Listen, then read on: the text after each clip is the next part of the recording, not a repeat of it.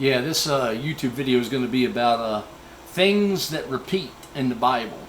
I found a couple of passages in the Bible that repeat, and I'm going to go ahead and read you a verse because this is why I think they repeat. 2 Corinthians 13:1. 2 Corinthians 13:1. This is the third time I am coming to you. In the mouth of 2 or 3 witnesses shall every word be established.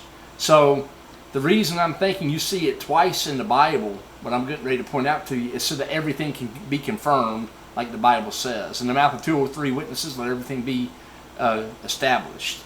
All right, well, here I go. I'm going to read you some verses. You're going to find this kind of interesting, I think. I found it interesting. Okay. The first one is Psalms 22, verse 1. Psalms 22, verse 1. My God, why hast thou forsaken me? Why art thou so far from helping me and from the words of my roaring? Okay, this is David saying this. Okay. Now take a look at Matthew 27:46. Matthew 27:46. And about the 9th hour, Yeshua cried with a loud voice, saying, Eli, I can't pronounce this right. Eli Elim Lai Shit. I can't pronounce it. That is to say, my God, why hast thou forsaken me? See, Yeshua repeated the same thing that David said. David said it first in Psalms 22, verse 1, and Yeshua said it in Matthew 27, verse 46. And this is a thing that popped in my head. Matthew 20:16. Matthew 20:16. The last shall be first, and the first shall be last. For many are called, but few are chosen. Okay? The last shall be first, and the first shall be last. Well, what did let's say first, last? My God, why hast thou forsaken me? And if you look in the verse, and if you look in the passages of those 2 verses, the first became the last, and the last became the first, because it's in the last part of the verse. In Psalms 22, verse 1, my God, why hast thou forsaken me, is in the first part, and in Matthew 27:46, it's in the last part. My God, why hast thou forsaken me? So, Matthew 20:16. So the last shall be first, and the first shall be last. I just find that kind of interesting.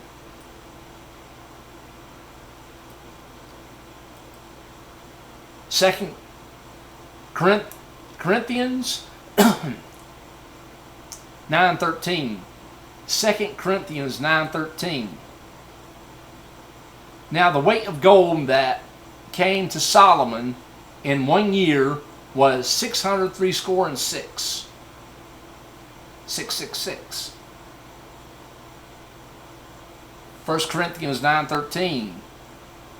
Now the weight of gold that came to Solomon in 1 year was 666. 666.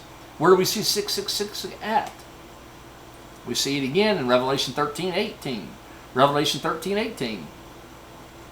Here is wisdom, let him that hath understanding count the number of the beast, for it is the number of man, and his number is 666. 666. Just like Solomon had the gold in the mark of the beast, 666 number in the gold for Solomon, well, it just so happens to be the same number of the mark of the beast in Revelations.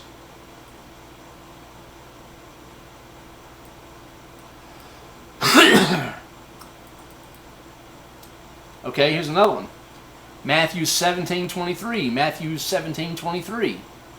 And they shall kill him, and the third day he shall be raised again.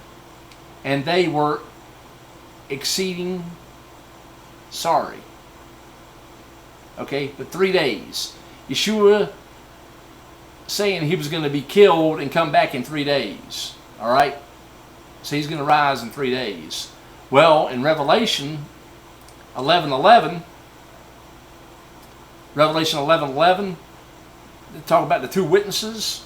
After 3 days and a half, the Spirit of the living God entered into them, and they stood upon their feet, and great fear fell upon them which saw them. So, I'm pointing out the 3 days. Okay? So, Yeshua died, and after 3 days he resurrected. Well, the three witnesses die, and after 3 days and a half, they resurrect. But the half's probably just the time, but I'm focusing on the 3 days. I see a mirror image of that.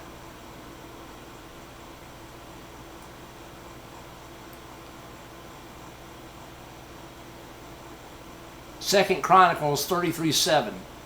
Second Chronicles 33:7.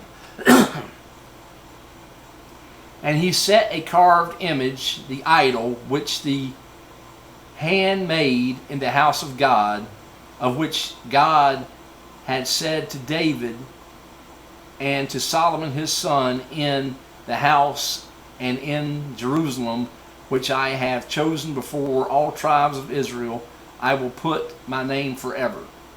So here we can see an idol and an image are put in the house of God. That's the point that I was trying to bring out. Okay? A carved image and an idol was put into the house of God. Alright? In 2 Chronicles 33:7. And if you look at Revelation 13:15, Revelation 13:15.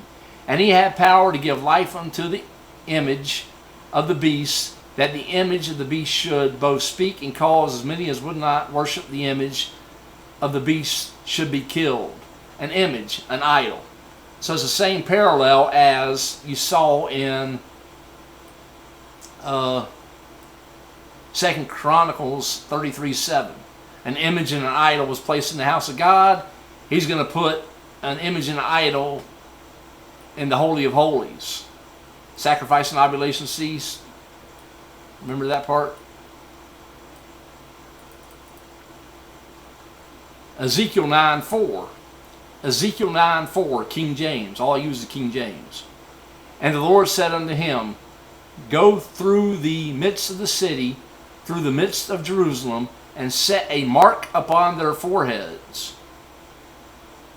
Set a mark upon the foreheads of the men that sigh and that cry for all the abominations that be done in the midst thereof. Where do we see that again at? Revelation 7:3. Revelation 7:3. Saying, hurt not the earth, neither the sea, nor the trees, till we have sealed the servants of our God in their foreheads. See what I'm saying? You see a mirror image of these verses. Set a mark upon their foreheads, seal the servants. Seal the servants of our God in their foreheads. Both are in their foreheads. Marks are in their foreheads, both times, is what I'm saying.